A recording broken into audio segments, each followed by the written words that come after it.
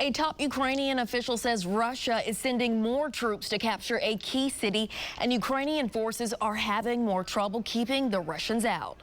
Chris Livesay is in Odessa, a major seaport where a food crisis is coming to a head. Wheat fields reduced to battlefields, with those brave enough to work the land risking their lives so that others can eat. Ukraine provides wheat and corn to some of the neediest countries globally. That's all cut to a trickle by Russia's invasion by land and its blockade by sea.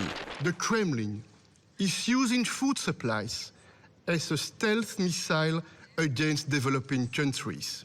The best way to beat it? Advanced missile systems like those en route from the United States to create safe passage for shipping in the Black Sea, says Ukrainian President Volodymyr Zelensky. I only believe that as soon as we get these systems, it will be the most powerful guarantee, he says. But it's not only Russian ships to worry about. It's also mines, mostly Russian, but Ukrainian too. There for protection, says Captain Natalia Homeniuk. The danger of a Russian amphibious assault on Odessa is still very real, she says. Russia is also framing Ukraine, she says, blocking the passage of food shipments today, but with Ukrainian mines Russia captured when it annexed Crimea in 2014.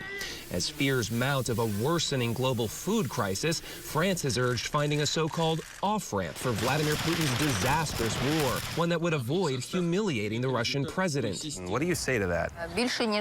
It's impossible for Putin to humiliate himself or his country more than he already has.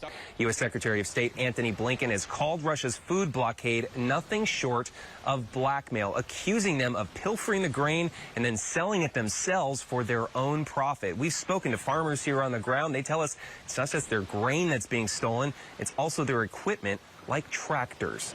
Chris Livesay, CBS News, Odessa, Ukraine.